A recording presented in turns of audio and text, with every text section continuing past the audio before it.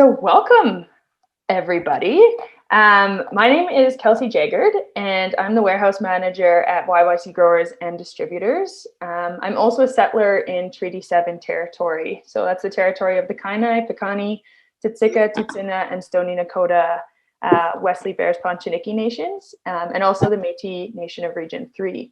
And I just like to acknowledge these groups have been on this land since time immemorial, and we would not be able to be farming on this land, be producing food on this land if it wasn't for their ongoing stewardship and making sure that this land is still here for us to be on. So just wanted to give a little bit of acknowledgement there. And if anyone has their own way of acknowledging the land, I invite you to do so as well, kind of throughout your day and throughout the next week.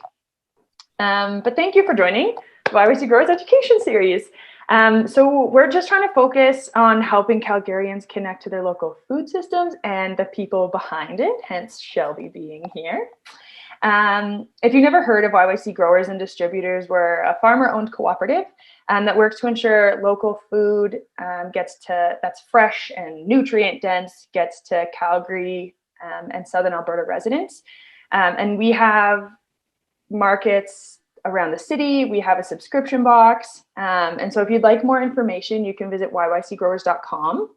And I also have a discount code for any new subscribers that I'll share at the end of this chat to assist you in kind of joining the local food movement and being a part of the sustainable movement that we have here. But today I'm joined by Shelby Montgomery. Hi, Shelby. How are you this morning? I'm super stoked to be here, and I'm seeing lots of folks that I have crossed paths with over the years and care about. So really excited to see lots of friendly faces here too. Awesome. So yeah, Shelby and I go way back. Our connection started in our teenage years. And I've had the amazing opportunity to watch Shelby become this advocate for social justice, for gender equality, for local food systems and food security and all the work that she's doing. So I'm very, very excited to have these conversations with you.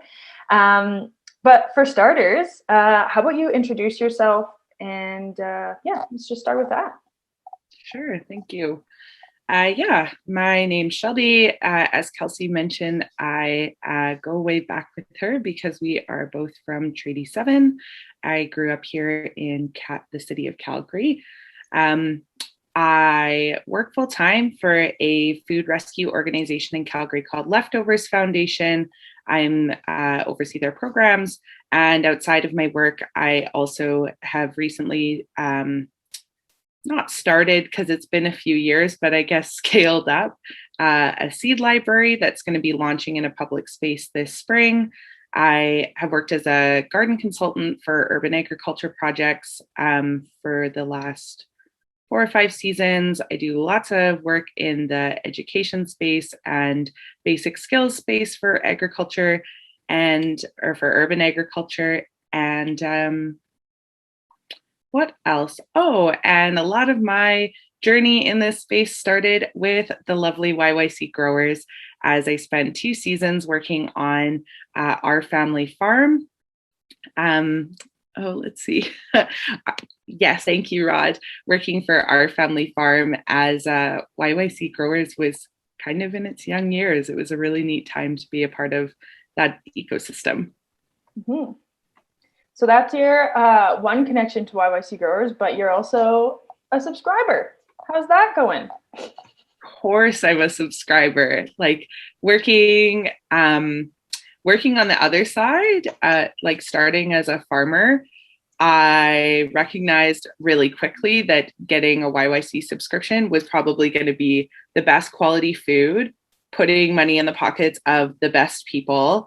Like I was so taken care of at our family farm. I went through a period of illness and these folks just had my back and kept me on payroll and really looked out for me. So I can't speak highly enough of the folks who contributed and created YYC Growers, and I will be a subscriber. Like I'll be gone out of Calgary and I'll still be dumping money into this organization because I wholeheartedly believe in what you folks do.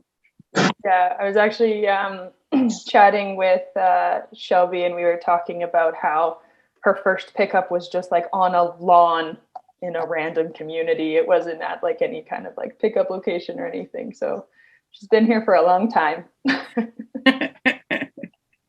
um, yeah, so we're actually going to talk about seeds mostly today, which Shelby is the master of seeds. I'm gonna dub you the master of seeds. So just a first kind of question to you. So if you could give any advice to a first-time gardener or seed buyer, what would it be? Okay, so it's going to be a multi-part piece of advice. So the first thing I like to tell anybody who's getting into gardening is one of the most essential things that you are going to make a decision about is seed. Lots of people talk about soil. Soil is super important too. Like that is the life of our plants. Location is super important, but I think there is a really understated value of seed that often isn't recognized. And that is that every single time a plant grows and that delivers a seed, that seed has a memory and a knowledge from its previous year. So when we're thinking about buying seed to go plant it in our yard, if your seed has generations of experience down in California, you are going to try and grow it in Calgary, and it is essentially going to go, what on earth is happening? And that, lots of plants are very resilient. They're going to figure it out, and they're going to use the skills that they have gained over generations to have some success. But ultimately, the more similarity we can provide to a plant from its previous lifetimes, the more it's going to thrive. So when you think of that, one of the best skills I think that we can work towards as people who care about plant diversity, the health of our food system, etc., is actually seed saving. So if you haven't saved seed from last year, that's all good. You're going to buy it this year. But keep in mind as the season goes on that where you can save seed, you are investing in your future gardens to do better. And every single year that you do that, they're going to do better and better and better and better and better. So if we're buying seed this year, with that in mind, we want to think about what aspects can we most similarly replicate to the seed's previous life. So the first thing I ask people to consider is where is the nearest seed that you want? And I know there's lots of really great growers in here who might have like insider tips of more local seed, but in terms of big seed companies, the one I refer most people to is Wild Rose Heritage. They're down in Lethbridge. They're also growing under the Chinook Arch, super local seed. There's a couple farms near Calgary who are also providing seed now. It's just not on the same scale. So Blue Mountain Biodynamic Farm sells seed, and they are so close to Calgary. Like that is the best. And a couple of years ago, there was a YYC growers farm that sold seed, but I haven't seen them around for a little while. So if they're still around, go ahead. Even Our Family Farms is selling some this year. Well, there you go. We've got some like rhubarb and Deep Soil, Rod Olson. Yeah. Are they still around, Rod? Plus Soil. They are. Okay, there you go. Can I give the names again? So Wild Rose Heritage is the large one that's like, it's user friendly. They have a great website. It's easy to order bulk amounts of seed, and they have a big variety. They're in Lethbridge. And then Rod mentioned Seed Plus Soil used to be a YYC. Well, no, they still are a YYC growers member or provider. And I named Biodynamic Farm or Blue Mountain Biodynamic Farm. There's a half dozen other ones in Alberta. And then generally, if I can go Saskatchewan, I'll go Saskatchewan because the seed is going to be more hardy and it's going to have even more challenging conditions than we have here in Calgary. And then I'll go BC. But when I'm buying seed, if I can avoid it, I'll try to stay away from Ontario, California, the states in general, especially the southern states, because the seed is really going to be set up to thrive in a very different environment.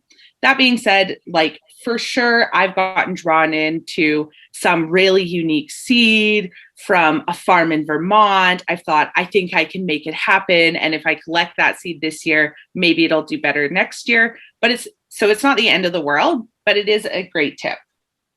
Then the next thing we look at is how likely is the seed going to thrive in the length of our season? So Calgary has, most people say upwards of 111, 120. Correct me if I'm wrong, other farmers in here. I haven't looked at these numbers in a while.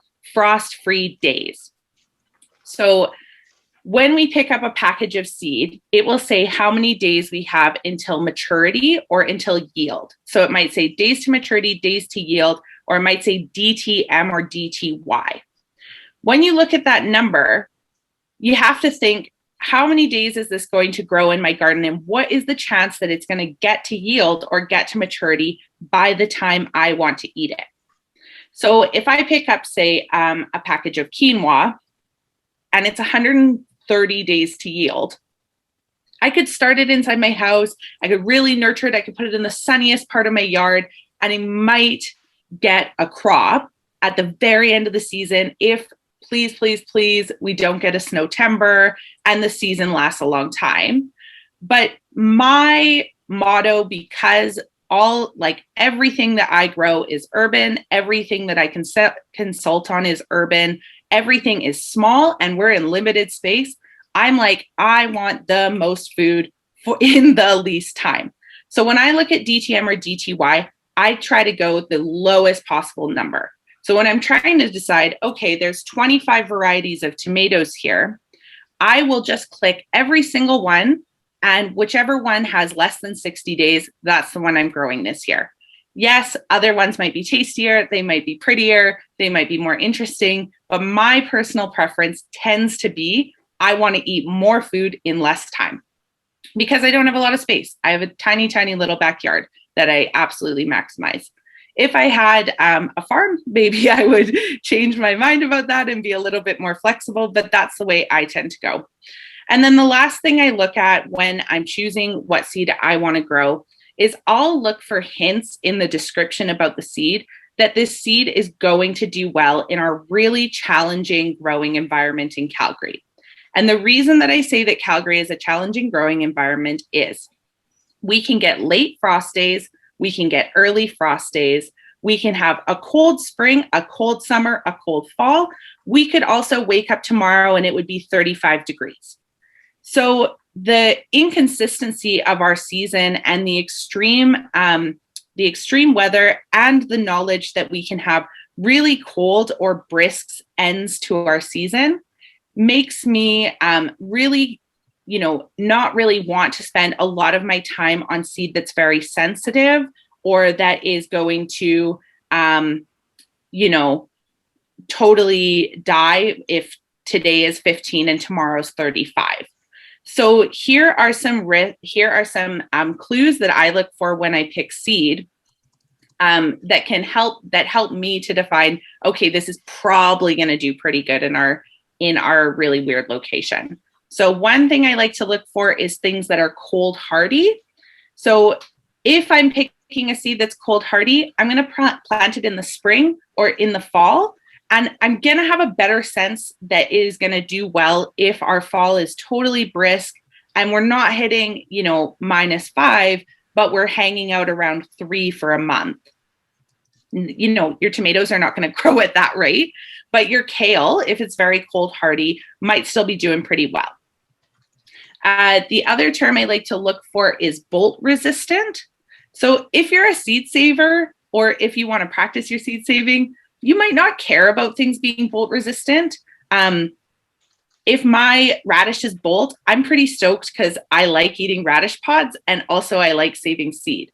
So I'm not devastated, but if you were really wanting the radish and not the radish pod and not the radish seed, then you would want something that's bolt resistant that isn't going to shoot up and go to seed and then the core plant will die. Not die, but it's going towards its death, it's hollowing out, it's not tasty anymore. If what you're wanting is that core plant, you don't want the seed, you don't want the pods, you don't want the flowers, then you're looking towards bolt resistance, which gives you a better likelihood that if our weather changes really suddenly, you're not going to lose your crop. And then the third thing that I look for that I mentioned before is days to maturity. I want short.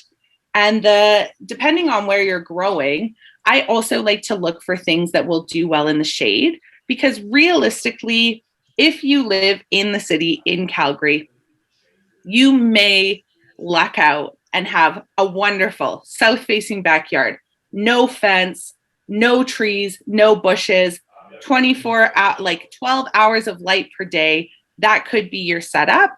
But most of the time, even for a really sunny backyard, I have a south-facing backyard, all of my plants are spending a portion of the day in shade because there are fences, there's a shed, there is, our neighbors on both sides have a tree. They're just not getting that full range of light that something might get in a field with no obstructions on any side. That is everything I would consider if I was buying seed. I guess the other thing I consider is am I excited about it? Do I love it? Is it, beautiful? Does it make me happy? And that sounds like silly advice, but 99% of the consulting I do is brand new, have never grown before. What do I need to start bare minimum? And I will tell you to stay committed to a garden for 4 months and give it all the love and the continuing nurturing that it needs to thrive. You have to be stoked on it. You will stop going out to your garden bed and you will let it dry out if you don't want to hang out there and it's a beautiful sunny day and you'd rather go for a bike ride. So, regardless of what I say, if all you want to grow and all you are stoked to grow is the variety of tomato that your grandma grew for years, and that is what's going to get you to show up to the space and give the plant the love and nurturing that it needs to thrive, grow that. Forget everything I said. You will learn, you'll still show up, and your plant will thrive. Whereas if you hate kale, you're not going to be going out to that kale patch, regardless of how cold hardy it is. It's almost like you have to Marie Kondo your garden. If it doesn't give you joy, don't plant it. Totally. Sorry, Rod. No one hates your kale in specific. So Shelby was mentioning all that information. And so if you actually turn over the back of a seed packet, all of that information, so days to germination, days to harvest, that's all on the top of your seeds. And so even if you're just going to the grocery store, and these ones, I'm bad, these are all from California. It's not going to get hot enough here to be California worthy. But yeah, it's all just on the back of your seed packet. So maybe go through your ones now. And also remember that seeds have a lifespan. You can't keep them for 20 years and plant them. I mean, maybe miraculously it might work, but they also have a lifespan. How long is their lifespan usually, Shelb? So every seed is different. In theory, if you kept your seed in the perfect environment for it to be preserved, you could keep it for 20 years. But most of us don't have humidity managed dry, cold rooms that are perfect for seed. So most seed in an okay environment, like in your closet, in your place, maybe in your basement, is gonna start losing its germination rate. So it's not necessarily all going to be dead after 3 years, but you're going to, if you plant 10, when I say germination rate, basically what I mean is if you plant 10, 100% germination rate is all 10 come up. 50% germination rate is 5 come up. 10% germination rate is 1 comes up. So there are scientific ways that you can do this. You can check your germination rate every year. You can look into the conditions that the seed wants. Some seed packages will say average seed year or average seed life on them. You can really nerd out about realistically how long is my seed going to live. But what I tend to do is I keep it dry. I keep it cool, not in a fridge or freezer, because your fridge or freezer is not dry unless you can keep it airtight in there. And then every year out, that since I've bought it, I like double up my chances when I start, and then I thin. So if my seed is 3 years old and I'm planting seedlings inside, I'll put 2 seeds in the hole. And if they both come up, I pull one. If my seed's 5 years old, I'll put 3. If my seed's 10 years old, which does happen because of the seed library, and people give me donations of seed all the time that they're like, oh, I haven't gardened in years. So I do get 10-year-old seed all the time. If it's 10 years old, I would probably, and if I didn't know if it had been kept cool and dry, I might do a germination check on it, or I might just put 10 seeds in the hole and hope that one of them comes up. Nice. Laura had a quick question about the Calgary kind of regional seeds that are cold hardy, bolt resistant, short days to maturity. Do you have like a couple examples of those that you can just list off for super quick? Totally. So pretty much anything that does grow well in Calgary, you'll be able to find some sort of variety that matches all of your needs there. But I just germinated beans from 2012, 100% germination. Totally. I hear it all the time. When I had a job in the Yukon, someone found seed in a warehouse that hadn't been opened in 10 years. The package was like very 80s. Like we were like, this has to be from the 80s. And I think we had like 85% germination rate. Like it totally happens. But to answer your question, Laura, so suggestions for seeds that meet all those criteria, lots of kale, especially if it's locally grown, does really well all throughout our season. When I first started growing, like gardening at all or working on farms, I had a couple kales that I got from just whatever seed is at, your dollar store, or your grocery store, and it all bolted, which sucks because kale's not that tasty once it's bolted. But everything I've grown for like the last, 7 years has been locally grown seed, and I have not had a kale bolt in all of those seasons. So local kale will do really well. Anything that does like to bolt, so your radishes, your cilantro is another one. Quite a few herbs really like to bolt. I could say the variety, for example, I have a Santo cilantro that is bolt resistant. Mine is bolt resistant because the farmer that grew up before me and before me and before me, like picked the most bolt resistant seed, and that's what they grew each year, and that's what they saved. And now I have a very bolt resistant Santo cilantro, but I could buy a Santo cilantro from somebody in Winnipeg that has a way more brisk summer, or a way more like moderate summer, and it could bolt on me. So really you're looking for the description from each farmer, because they have made choices over years of seed saving that impacts how the seed behaves in our season. Essentially, I harvested some cilantro from my dad's. The seeds are so tasty. They are so tasty. Those are coriander seeds that we pay so much money from at like your local spice shop, and every single cilantro plant that bolts and then has your seed gives you thousands and thousands of them. So that's really neat. Other things like tomato, anything that's a fruiting plant, I really would lean into coming from a local seed producer.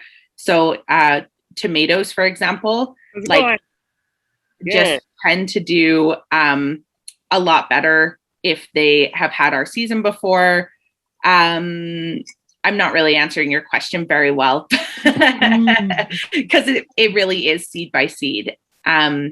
And if any other farmers in here have suggestions of great things that meet that criteria, you are welcome to share them.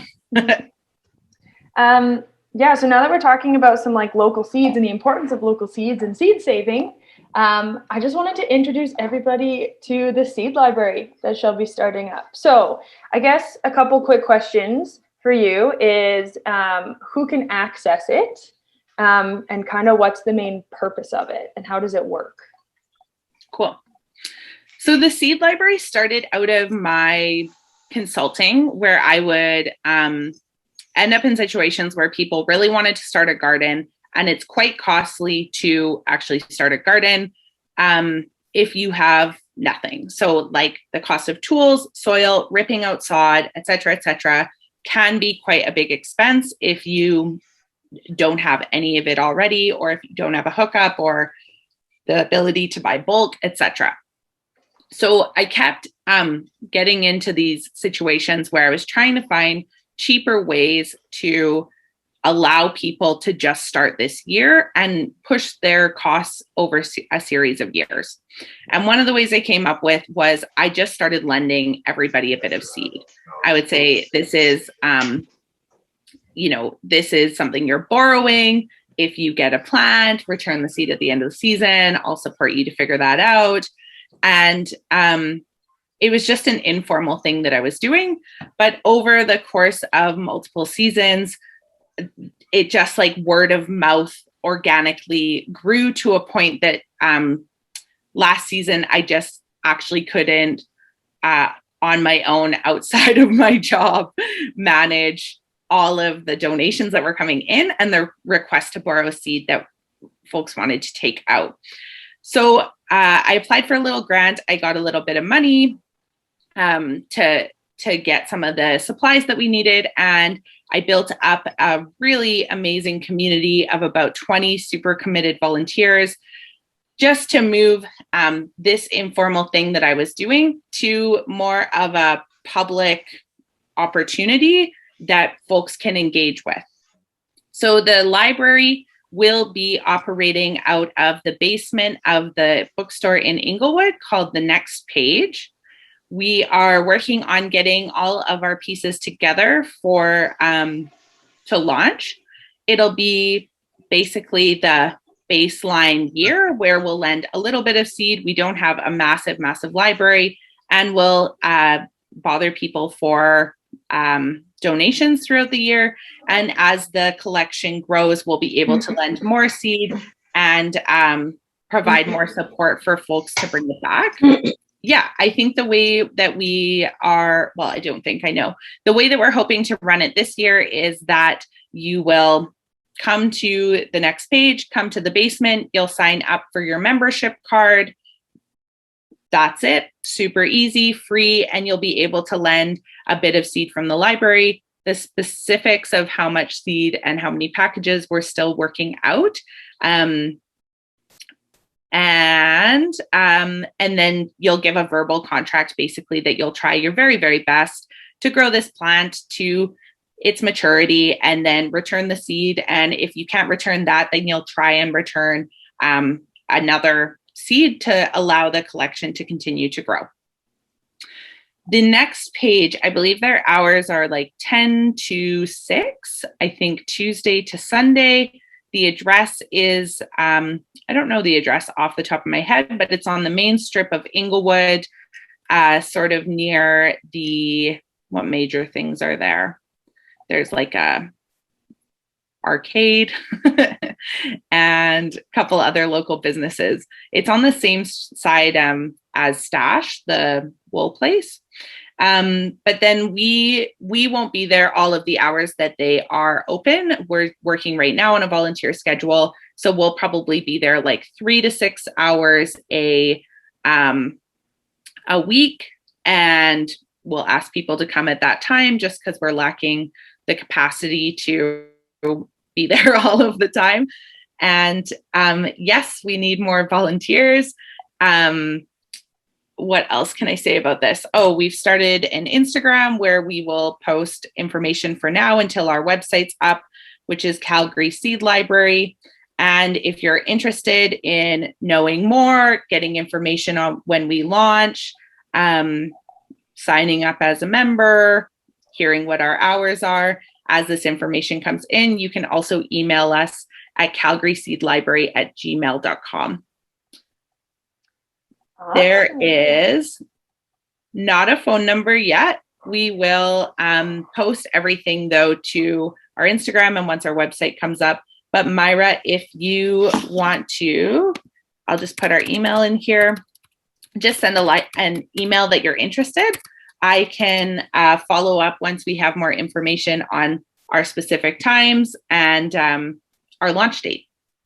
And so the initial stages of growing food are super important, as we've talked about seeds, but you're also heavily involved in the other end of the food system, which is a lot of food recovery and food programming and food security. So I guess really quickly, like, what are you doing with food recovery and why do you think it's so important, if you want to share it with these amazing Calgarians? Sure. So for folks who haven't heard of Leftovers Foundation, we our mission is to mobilize community to reduce food waste and improve food access. So sort of a three-part thing. And essentially our main we have a couple little programs, but the main one that most folks know about and that was like our flagship program is a cafe, bakery, restaurant, grocery store, etc. can post to our app, the Leftovers Foundation app, to say, I have this food, I'm not going to use it, it's going to go in the garbage. I, don't want it to go in the garbage. And our team essentially will create a route for that food to get moved to a service agency, which my background was in social services. We're always strapped for resources, in particular good food. So there tends to be a great need for that food that is going to get redirected. So the really wild thing for us is there's a few really large food rescue organizations in Canada. There's a few that are redirecting to farms, few that are redirecting like pallets and pallets and pallets of food. But our bread and butter, as we say, is like the cafe, the bakery, etc. And just with those small redirections, we divert like tons and tons of CO2 from the landfill. It's absolutely astronomical numbers that get built up over the 5 municipalities that we're in. And it's pretty wild because we're redirecting from small businesses. Like, I think that when we start thinking about the CO2 and the greenhouse gases that are coming out of food waste, once we include homes and large corporations, it's pretty huge. So that's our little piece of the pie for, the environmental crisis that we're in, but also for the food access crisis that we're in. And if folks are interested in being a part of that organization, I know there's a couple of folks in here who are already involved, so you're wonderful. But for folks who are interested in supporting, it's super easy to sign up to be a volunteer and to redirect food. We also have routes that are walkable and bikeable. So depending on where you live, and if you're close to one of our donors, you don't even always need a car. And all you have to do is download our app, the Leftovers Foundation app, and sign a waiver that says, yes, I won't sue you if something happens to me when I'm volunteering with you. And then you can start redirecting food. It's super easy. Super easy. And the Leftover Foundation is also a charity, for people who didn't know that. So any donations to them as well also goes into other programming that they do. They do a lot of like youth programming, and again, like the redirection of food from bakeries. So it's a pretty awesome foundation to know that's in Calgary.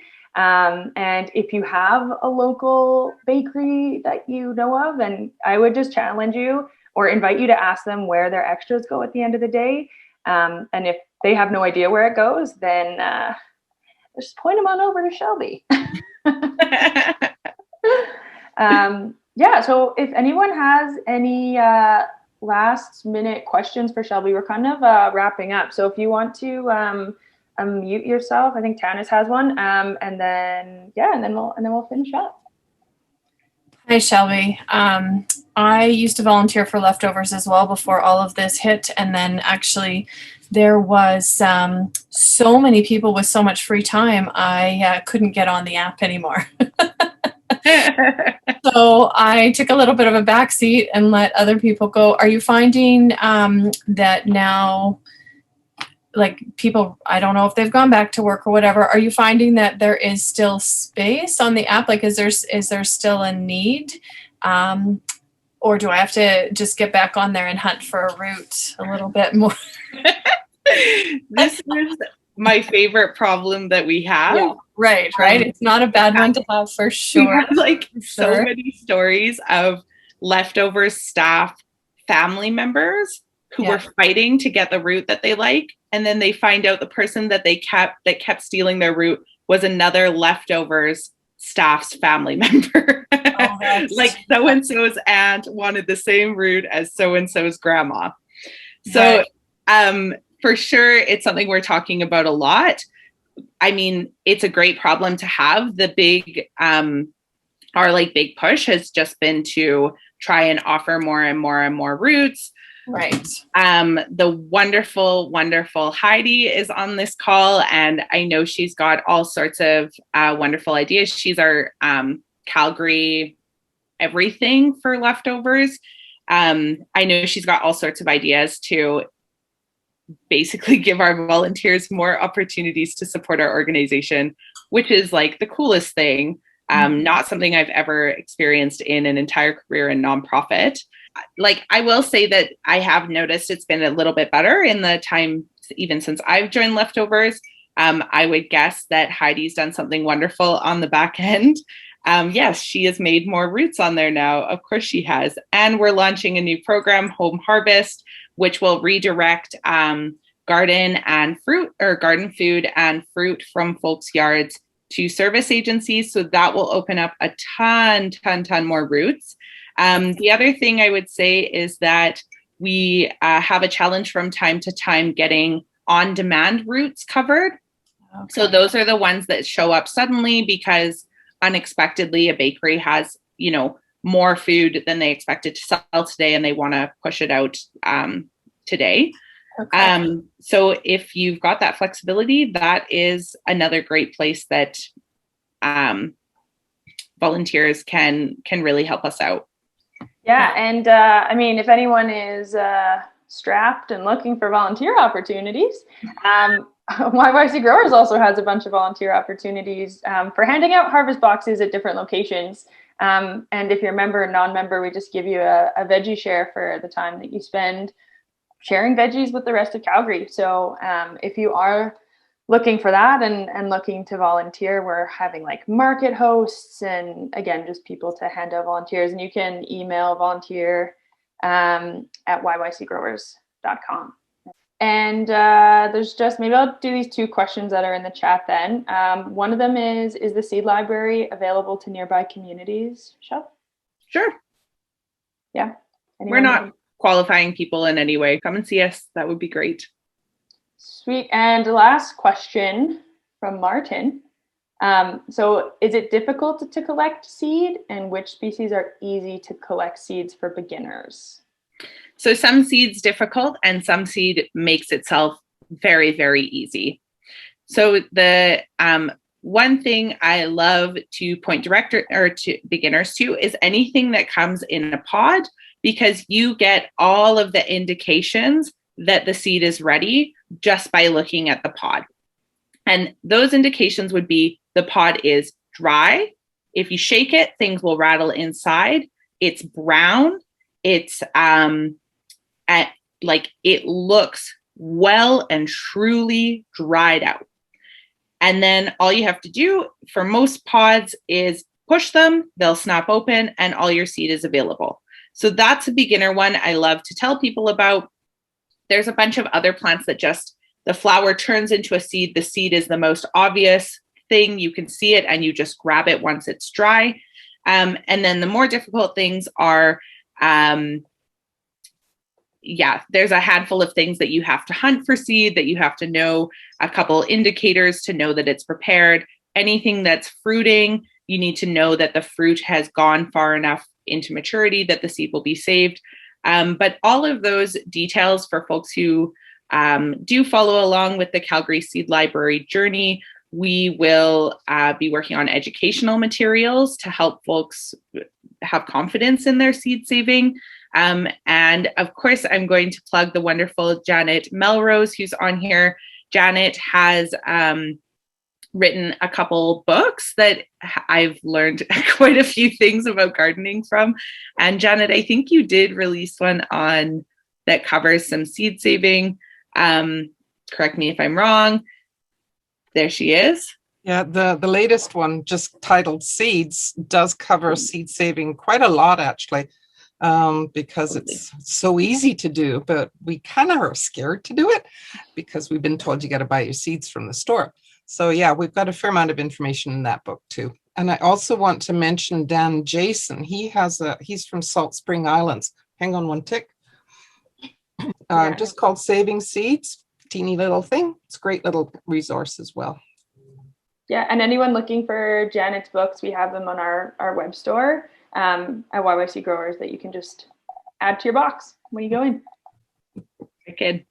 And Janet, it's nice you mentioned that because Dan just did make quite a wonderful donation to the library. Perfect. And provided a couple copies of his book as well. So we'll have them for folks to look through, take pictures of the page that they need. And yeah, all of his stuff is really straightforward and makes it all seem really easy. He's the one who got me going, with Saving Seeds. Yeah, he's a terrific resource for gardeners across Canada. Absolutely. Yeah. Really down to earth guy. Yeah, absolutely. I think we're gonna take it to a close. For those of you who I promised a promo code. So for people who are just wanting to join YYC Growers and start a subscription, I just put the promo code in the chat here, but it's just YYC Education. All one word. Doesn't matter if it's upper or lowercase. It's all good. And yeah, hope to see you on our next customer list. Maybe you'll order Janet's book. Who knows? Maybe you'll go down to Shelby's Seed Library. Yeah, order some seeds from our family farms. Who knows what's going to happen? The possibilities are endless. But yeah, I just wanted to give a big shout out again to Shelby, your community organization, and just pulling everyone together behind the local food system really is just a very heartening thing to see.